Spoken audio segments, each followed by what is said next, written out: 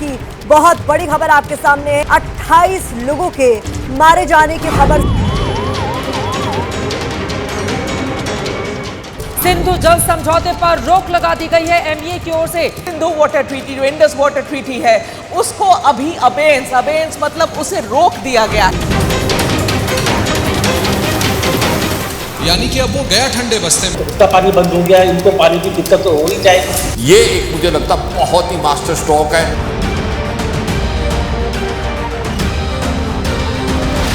सरकार ने सिंधु जल समझौते को रोक दिया और पाकिस्तान को सीधा संदेश दे दिया।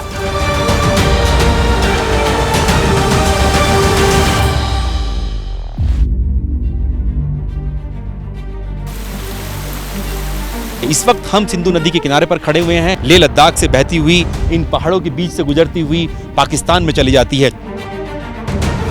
ये गंगा से भी लंबी है। जहां मैं खड़ा हूं, यह भारत सरकार की इस कोशिश का सबसे बड़ा प्रयास यहीं से होगा। मैं फिलहाल खड़ा हूं वुलर झील पर। मेरे ठीक पीछे ये वही बगलियार डैम है जिसने पाकिस्तान की रात की नींद उड़ा दी है।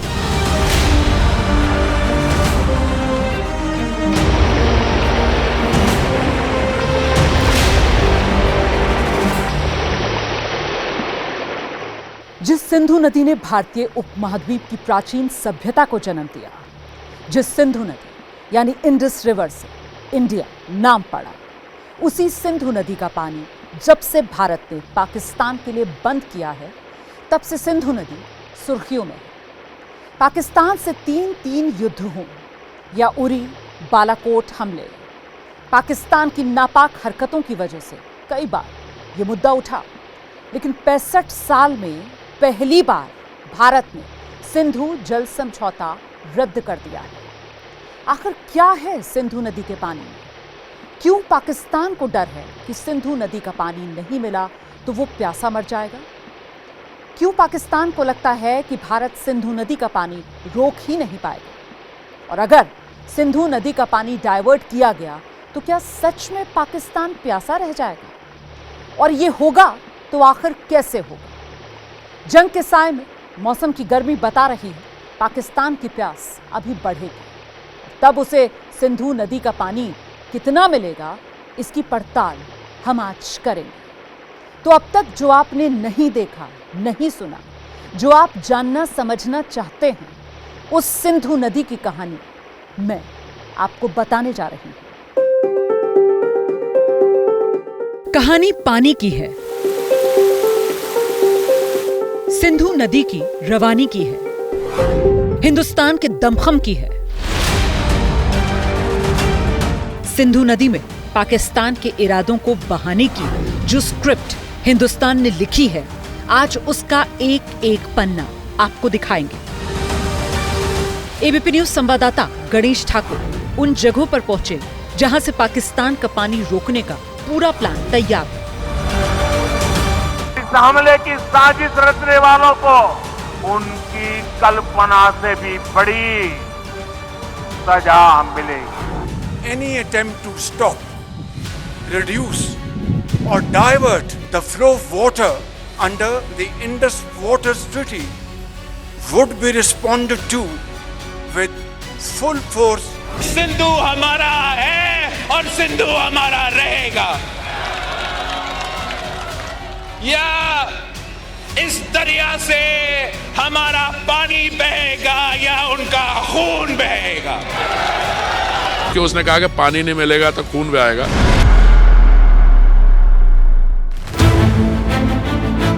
आजादी के बाद से ही पाकिस्तान को हमेशा दो बातों का डर रहा।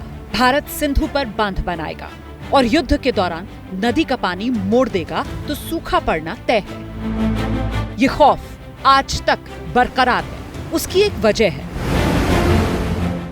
1947 में विभाजन के फौरन बाद भारत और पाकिस्तान के इंजीनियर्स के बीच जो स्टैंड स्टिल समझौता हुआ, वो 31 मार्च 1948 को खत्म हो गया था।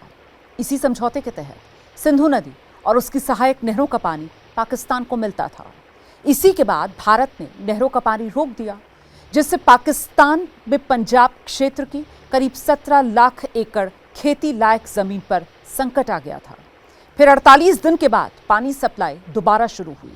इसका मकसद कश्मीर मुद्दे पर पाकिस्तान पर दबाव बनाना था। आज 77 साल बाद मुद्दा वही कश्मीर है और हिंदुस्तान ने पहले सिंधु की सहायक नदी चेनाब का पानी रोका और दूसरी तरफ पाकिस्तानी मीडिया ने दावा कर दिया कि झेलम नदी में इतना पानी छोड़ा गया है कि पाकिस्तान के कई इलाकों में बाढ़ जैसे हालात बन गए हैं। यानी पाकिस्तान के एक हिस्से पर सूखे का संकट गहरा गया और दूसरा हिस्सा बाढ़ की चपेट में आ गया। सोशल मीडिया पर ऐसे वीडियो हैं जिसमें साफ दिख रहा है कि पाकिस्तान में हाहाकार मचा है। वापस लौटते हैं उस दौर में जब पानी रोकने की शुरुआत हुई थी।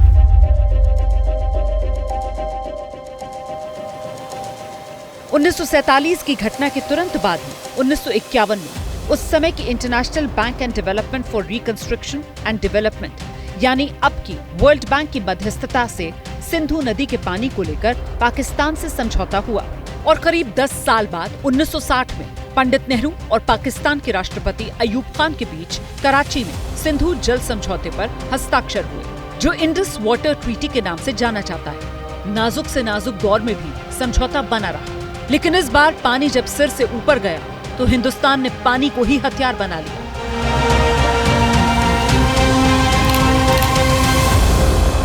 अब तो चिनाब में पानी घटने से पाकिस्तान के मछुआरे भी परेशान होने लगे हैं।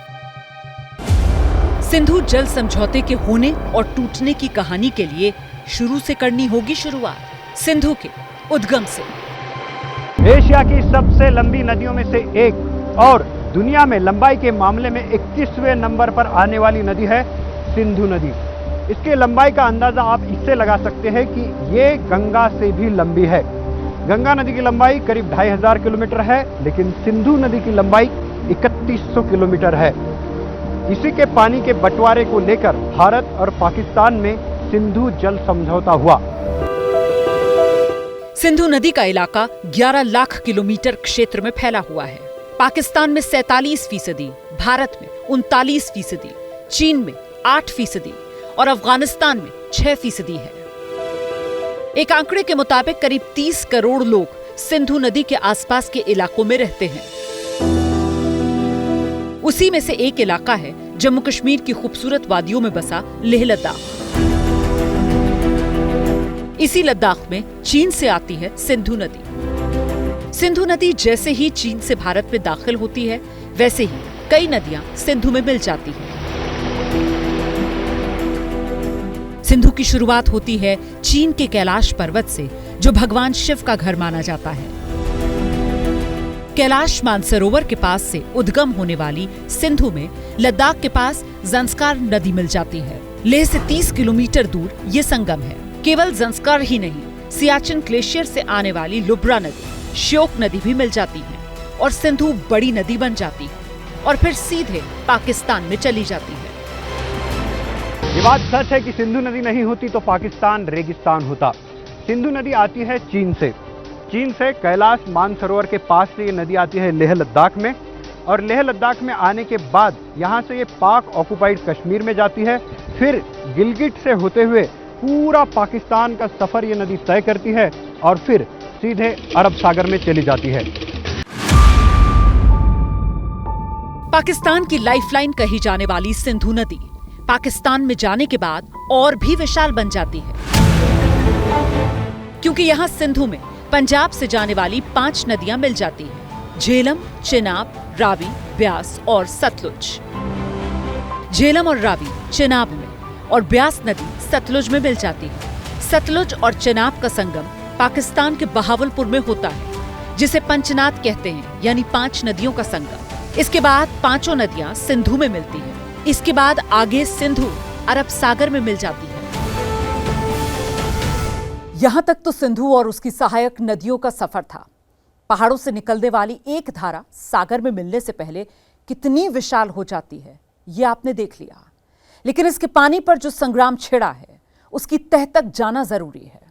जैसे कश्मीर को गले की नस बता रहे थे ना पाकिस्तान आर्मी के चीफ आसिम मुनीर, दरअसल सिंधु नदी पाकिस्तान के गले की नस है।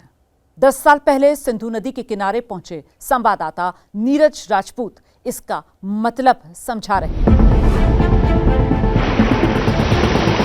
अगर सिंधु नदी का पानी रोक दिया जाता है पाकिस्तान में जाने से, तो ये माना जा सकता है, अगर कल्पना की जा सकती है कि अगर पानी रोक दिया गया तो पाकिस्तान की हालत ठीक वैसे ही होगी जैसे कि गुजरात के रण ऑफ कच्छ के दलदल की है, क्योंकि ये जो सिंधु नदी है कभी उसी गुजरात के रण ऑफ कच्छ से बहती थी, लेकिन 19वीं शताब्दी में जब इस नदी ने अपना रुख बदला तो वहाँ का पूरा जो इलाका था रण ऑफ कच्छ का, वो पूरा दलदल में तब्दील हो गया और वहाँ पर इंसान तो क्या, वहाँ पर अब कोई पेड़ पौधा और जानवर तक भी वहाँ नहीं रहते हैं। ऐसी स्थिति पाकिस्तान की हो सकती है।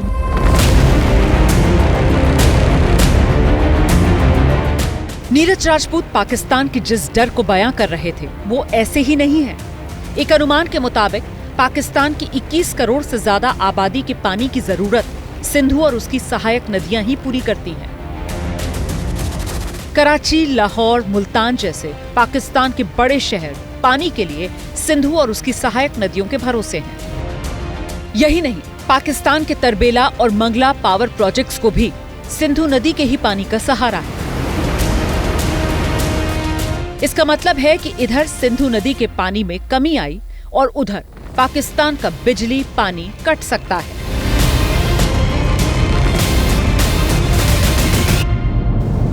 This is the lifeline of Pakistan. Any attempt to usurp the water of the lower riparian or to stop it or to divert it would be an act of war against Pakistan. सिर्फ शहर ही नहीं, पाकिस्तान के किसानों का सच में गला सूख रहा है। पाकिस्तान की 80% खेती की जमीन मतलब करीब 16 मिलियन हेक्टेयर खेती सिंधु और उसकी सहायक नदियों के भरोसे है। सिंधु जल संधि से मिलने वाले पानी का 93% सिंचाई में इस्तेमाल होता है। पानी में कमी का मतलब है खेत सूखे, पैदावार घटी तो आफत आना तय। मतलब जो ट्रेलर अभी सरकार दिखा रही है, अगर वो फिल्म तैयार हो गई तो बिना लड़े पाकिस्तान को घुटने टेकने पड़ेंगे। इंडस वाटर अबेंस के चक्कर में पंजाब और सिंध पानी के लिए तरसेंगे।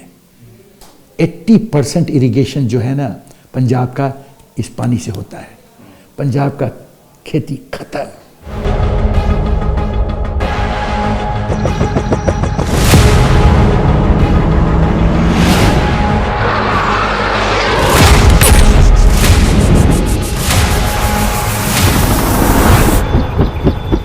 तो क्या जिस युद्ध की धमकी पाकिस्तान गाहे बगाहे देता है उसकी नौबत ही नहीं आएगी?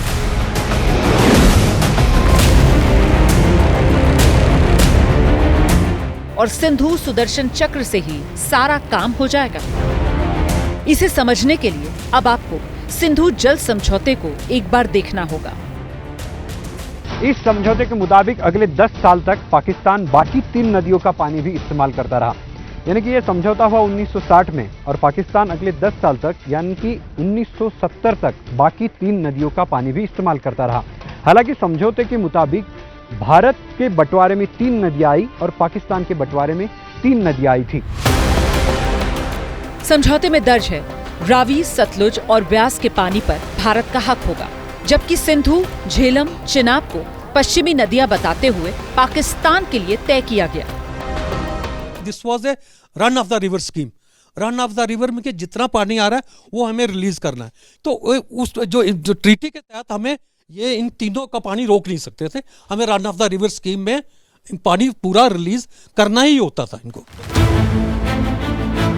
इसी समझौते में यह भी दर्ज है कि क्योंकि सिंधु भारत से बहती है, इसीलिए 20% पानी सिंचाई, ऊर्जा निर्माण और परिवहन के लिए भारत इस्तेमाल कर सकता है। हालांकि भारत अभी इसका सिर्फ 8% पानी ही इस्तेमाल करता है। तो क्या समझौता सिर्फ पानी के इस्तेमाल तक सीमित था? नहीं। समझौते का सबसे अहम बिंदु है पानी के फ्लो की जानकारी साझा करना, जो अब नहीं होगी। तो उसका नतीजा आप देख ही रहे हैं। इसी समझौते में लिखा है दोनों देश के अधिकारी साइट के मुआयना करने आ सकते थे। सिंधु आयोग भी बनाया गया जिसमें दोनों देशों के कमिश्नर्स को किसी विवादित मुद्दे को सुलझाने के लिए मिलने का प्रावधान था। इसमें यह भी था जब कोई एक देश किसी परियोजना पर काम करता है और दूसरे को उस पर कोई आपत्ति है तो पहला देश उसका जवाब देगा, जिसके लिए उनके बीच बैठकें होंगी। सिंधु जल समझौते में यह भी लिखा था कि अगर बैठकों में भी कोई मामला नहीं सुलझा और दोनों देशों की सरकारें भी नहीं सुलझा पाई, तो फिर ऐसे किसी भी विवादित मुद्दे पर न्यूट्रल एक्सपर्ट या कोर्ट ऑफ आर्बिट्रेशन में जाने का प्रावधान रखा गया है। इसका पाकिस्तान ने कैसे इस्तेमाल किया, बताएंगे आगे। पहले समझिए कि अब जबकि भारत ने समझौते को स्थगित कर दिया है, तो भारत के पास सिंधु समझौते की नदियों के पानी का इस्तेमाल करने के लिए कई विकल्प खुल गए हैं। मतलब अपने हिसाब से पानी के बहाव की रफ्तार तय करना। भारत पाकिस्तान के साथ नदियों के पानी के बहाव का डेटा शेयर करने पर रोक लगा देगा। भारत समझौते की पश्चिमी नदियों सिंधु, झेलम और चिनाब के पानी का स्टोरेज बना पाएगा और भारत जम्मू और कश्मीर में बन रहे 2 हाइड्रो इलेक्ट्रिक प्रोजेक्ट्स पर पाकिस्तानी अधिकारियों की विजिट पर रोक लगा देगा। अब इन नतीजों का पाकिस्तान में पानी रोकने पर कितना असर होगा, ये समझने के लिए हम पहुंचे एक्सपर्ट्स के पास। पाकिस्तान को तो असर पड़ेगा, और कहीं क्लाउड बर्स्ट या कहीं ऑल ऑफ सडन इससे ह्यूज, इसका catchment area almost 18,000 square kilometre का है, तो कहीं भी कोई इवेंचुअलिटी होती है तो हम इनके साथ डाटा शेयर करते थे कि फ्लड आता था, हम बोलते थे भाई आपका हमारा यहाँ से गेट्स हम खोल रहे हैं और फ्लड आ गया है, तो अब हम डाटा नहीं देंगे, ऑब्वियसली इनको इफेक्ट तो पड़ेगा। जो ऐसा सोच रहे हैं कि हिंदुस्तान ने सिंधु नदी या उसकी सहायक नदियों का पानी रोकने या इस्तेमाल कभी किया ही नहीं, उन्हें थोड़ा इतिहास में झांककर देखना चाहिए। ऐसे कई वाकये हैं जब भारत के निर्माण प्रोजेक्ट पर पाकिस्तान अड़ंगा लगाते हुए कभी कोर्ट तो कभी न्यूट्रल एक्सपर्ट की शरण में गया है। हालांकि या तो भारत ने दोबारा काम शुरू किया या भारत के हक में फैसला हुआ।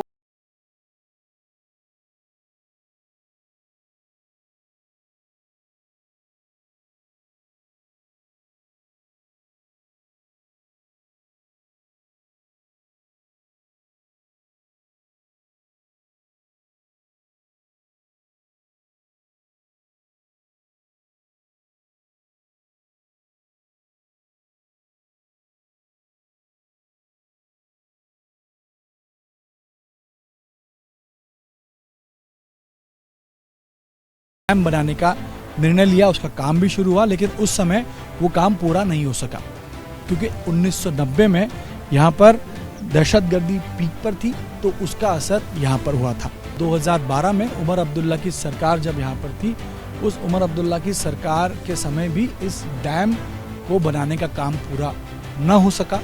अब सरकार ने पहलगाम हमले के बाद में वुलर झील का पानी रोकने का निर्णय भारत सरकार ने लिया है। इसी तरह चिनाब नदी पर डोडा में बगलिहार बांध परियोजना 1999 में शुरू की गई, तो पाकिस्तान विरोध दर्ज करते हुए वर्ल्ड बैंक पहुंच गया। वर्ल्ड बैंक ने न्यूट्रल एक्सपर्ट नियुक्त किया, जिसने भारत के पक्ष में फैसला दिया और पहली बार वर्ल्ड बैंक की मध्यस्थता से मामला सुलझा। जिसके बाद हिंदुस्तान के इरादों का प्रतीक बगलिहार डैम बनकर खड़ा हुआ।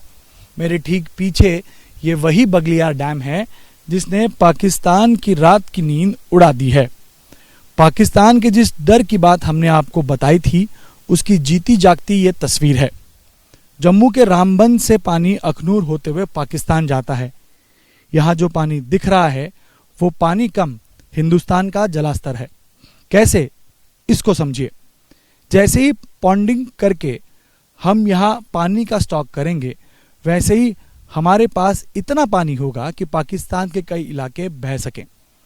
अब पाकिस्तान के पास पानी छोड़ने या जमा करने का डेटा तो नहीं होगा, इसलिए पाकिस्तान इसी डर से जिएगा कि किसी भी रात इस बांध के गेट खुलेंगे और पाकिस्तान के सीने के ऊपर पानी पहुंचेगा। और अब तो पाकिस्तान को बताने की जरूरत ही नहीं कि मोदी सरकार में उसके विरोध की आवाज इस्लामाबाद से बाहर नहीं जा पाएगी, क्योंकि समझौता ही रद्द हो गया है। मतलब सारे प्रोजेक्ट्स निर्बाध गति से चलेंगे। इतिहास तो आपने देख लिया, अब इस फैसले के दूरगामी परिणाम क्या और कैसे होंगे, इसको लेकर सरकार ने हाई लेवल मीटिंग की और 3 तरह की रणनीति पर काम शुरू किया है। मकसद 1, पाकिस्तान को पानी ना मिलने पाए। शॉर्ट टर्म, मिड टर्म और लॉन्ग टर्म प्लान पर सरकार ने काम शुरू किया है। शॉर्ट टर्म का मतलब छोटी नहरों के जरिए पानी डाइवर्ट करना। ये वो नहरें हैं जो 1948 तक या कहा जाए कि 1960 में समझौते से पहले तक जिनमें इन नदियों से पानी जाता था, लेकिन समझौते के बाद इनमें से कई सारी नहरें बंद कर दी गई, जिनको फिर से एक बार जल्द से जल्द खोलने का काम शुरू कर दिया गया है। मिड टर्म का मतलब जलाशय बनाना, जिसमें कई साल लगेंगे, और लॉन्ग टर्म का मतलब सिंधु और उसकी सहायक नदियों पर बांध का निर्माण। हालांकि जानकार मानते हैं कि पानी का फ्लो रोकने के लिए अगर जलाशय बनाए जाएं, तो इसके लिए कम से कम 30 बड़े जलाशयों की जरूरत होगी, जो टिहरी बांध के आकार के बराबर हो। हिमालय की गोद में इतनी बड़ी जमीन उपलब्ध कराना मुश्किल होगा। अगर मैं धूलस्ती में पानी पाकिस्तान का इंडस वाटर ट्रीटी के तहत रोकता हूं तो मेरा बगलियार बिल्कुल बैठ जाता है। अगर मैं बगलियार में पानी रोकता हूं तो मेरा सलाल प्रोजेक्ट बैठ जाता है। ऐसे ही झेलम में है, तो लिहाजा पानी रोकने से हमें भी नुकसान होता है। सरकार इन चुनौतियों से वाकिफ है और जल समझौते को तोड़ने का फैसला सोच समझ कर लिया गया है। तभी तो एक तरफ पाकिस्तान में पानी घटने की खबरें आ रही हैं, दूसरी तरफ बाढ़ का डर पाकिस्तान को सता रहा है। आने वाले वक्त में ये फैसला कई करवट लेगा, लेकिन इतना तय है कि अब दरिया में खून और पानी एक साथ मोदी सरकार नहीं बहने देगी, कभी नहीं बहने देगी।